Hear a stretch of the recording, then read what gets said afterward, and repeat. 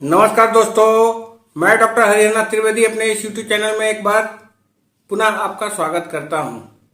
आज मैं आप लोगों के साथ पसीने से होने वाली समस्या, गर्मी की शुरुआत हो चुकी है। ऐसी परिस्थिति में बहुत से लोग पसीने एवं पसीने की बदबू से परेशान रहते हैं। इसके लिए होम्योपैथिक में बहुत सी दवाएं हैं, जिसका अगर आप लक्षणानुसार सेवन करते हैं तो पसीने की बदबू की समस्या एवं पसीने की समस्या से आप छुटकारा पा सकते हैं।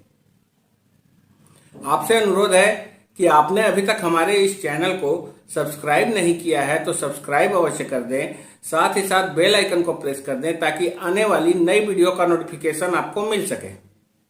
तो शुरू करते हैं। पसीने की समस्या के लिए होम्योपैथिक में पहली औषधि है कैलकेरिया कार्ब। कैलकेरिया कार्ब को आपको 30वीं शक्ति में प्रयोग में लाना है।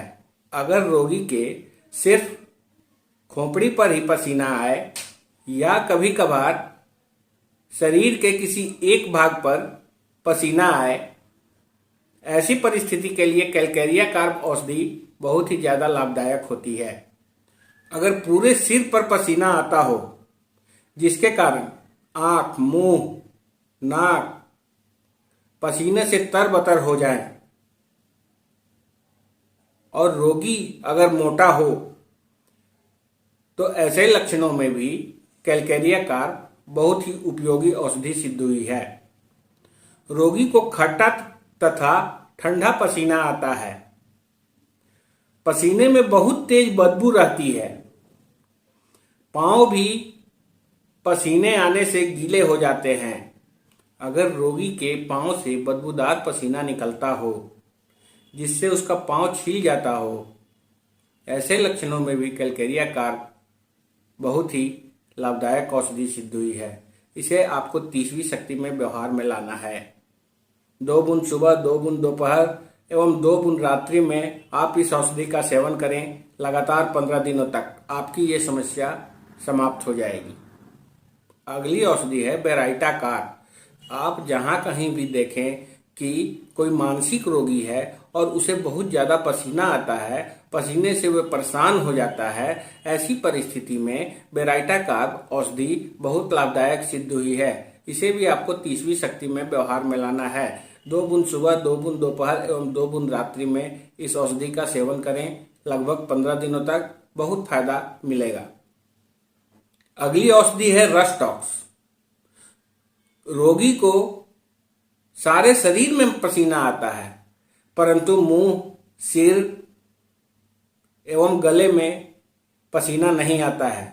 अगर ऐसे लक्षण आप जहां कहीं भी देखें तो रस्टॉक्स का व्यवहार करें। रस्टॉक्स को भी आपको 30वीं शक्ति में व्यवहार में लाना है। सुबह 2 बूंद, दोपहर 2 बूंद एवं रात्रि में 2 बूंद। पसीने की समस्या के लिए अगली औषधि है पेट्रोलियम। जहां कहीं भी देखें कि रोगी के कांख में बहुत ज्यादा पसीना आता है, जहां कहीं भी देखें कि रोगी के कांख में, पांव के तलुओं में बहुत ही बदबूदार पसीना आता हो, ऐसी परिस्थिति के लिए पेट्रोलियम को आपको 30वीं शक्ति में सुबह, दोपहर एवं रात्रि में 2 बूंद की मात्रा में सेवन करना है। लगभग 15 दिनों तक आपको बहुत ज्यादा लाभ मिलेगा। पसीने की समस्या के लिए अगली औषधि है चाइना। जहां कहीं भी देखे कि रोगी बहुत ज्यादा कमजोर हो गया हो और उसे बहुत ज्यादा पसीना आ रहा हो, ऐसी परिस्थिति के लिए चाइना को आपको 30वीं शक्ति में व्यवहार में लाना है। चाइना को भी आपको सुबह, दोपहर एवं रात्रि में 2 बूंद की मात्रा में सेवन करना है। लगभग 15 दिनों तक आपकी समस्या समाप्त हो जाएगी। अगली औषधि है पल्सेटिला। जहां कहीं भी आप देखें कि रोगी के शरीर के किसी एक भाग में ही पसीना आता हो, जैसे दाएं भाग में या बाएं भाग में, तो इस परिस्थिति में आप पल्सेटिला का व्यवहार करें, आपको बहुत ज्यादा लाभ मिलेगा। पल्सेटिला को भी आपको 30वीं शक्ति में व्यवहार में लाना है। तरीका वही रहेगा, सुबह 2 बूंद, दोपहर 2 बूंद एवं रात्रि में 2 बूंद। जहां कहीं भी देखे कि रोगी को सिर से लेकर पांव तक बहुत ज़्यादा पसीना आता है, खासकर जननांगों में बहुत ज़्यादा पसीना आता है। ऐसे लक्षण जहाँ कहीं भी देखें तो आप फास्फोरिक एसिड का व्यवहार करें, आपको बहुत ज़्यादा लाभ मिलेगा। फास्फोरिक एसिड को आपको छठी शक्ति में व्यवहार में लाना है। 2 बूंद सुबह, 2 बूंद दोपहर एवं 2 बूंद रात्रि में, इससे बहुत ज़्यादा लाभ मिलेगा। पसीने की समस्या को लेकर अगली औषधि है फास्फोरस। रोगी को इतना ज़्यादा पसीना आएगा, इतना ज़्यादा पसीना आता है कि जिसके कारण रोगी बहुत ज़्यादा कमज़ोर हो जाता है, यहाँ तक कि वो बेहोश तक हो जाता है। रोगी को रात में अगर नींद टूट जाए तो उसे पसीना आना शुरू हो जाता है, जिसके कारण उसका सिर, माथा एवं छाती भीग जाता है। इस प्रकार के लक्षणों में फास्फोरस को 30वीं शक्ति में आपको व्यवहार में लाना है। तरीका वही है, 2 बूंद सुबह, 2 बूंद दोपहर एवं 2 बूंद रात्रि में। लगातार 15 दिनों तक इस औषधि का सेवन करना है, बहुत ज़्यादा लाभ मिलेगा। अगली औषधि है कोनायम। अगर रोगी रात को सोते समय आंख बंद करता ही, जैसे ही आंख बंद करता है उसे पसीना आना शुरू हो जाता है, ऐसे लक्षणों में कोनियम को व्यवहार किया जाता है। इसे भी आपको 30वीं शक्ति में व्यवहार में लाना है। 2 बूंद सुबह, 2 बूंद दोपहर एवं 2 बूंद रात्रि में।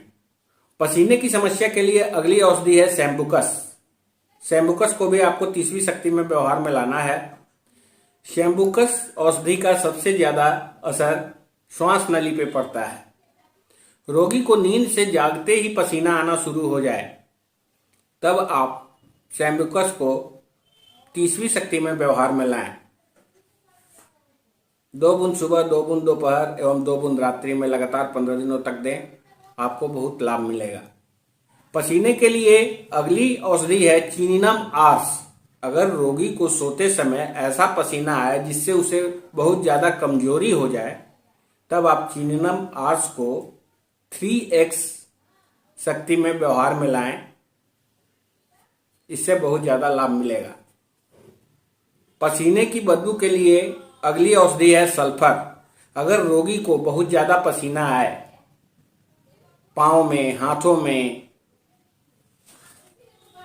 एवं शरीर के किसी भी हिस्से में, तो आप सल्फर को 30वीं शक्ति में व्यवहार में लाएं और उसमें बहुत ज़्यादा बदबू हो, तो ऐसी परिस्थिति में आप सल्फर का व्यवहार 30वीं शक्ति में करें। सुबह 2 बूंद, दोपहर 2 बूंद एवं रात्रि में 2 बूंद, लगातार 15 दिनों तक, आपको बहुत ज़्यादा लाभ मिलेगा।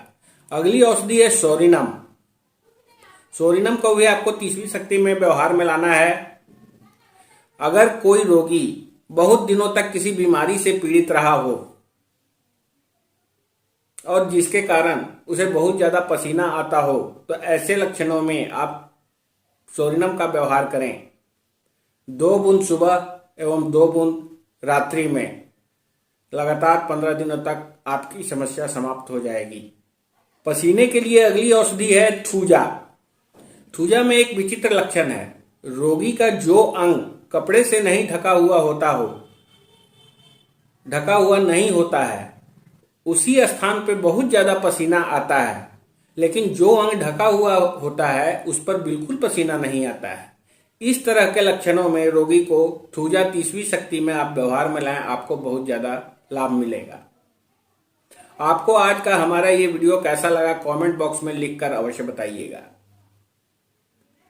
चलते चलते आपसे अनुरोध है कि आपने अभी तक हमारे इस चैनल को सब्सक्राइब नहीं किया है तो सब्सक्राइब अवश्य कर दें, साथ ही साथ बेल आइकन को प्रेस कर दें ताकि आने वाली नई वीडियो का नोटिफिकेशन आपको मिल सके। मिलते हैं अगली वीडियो में। धन्यवाद।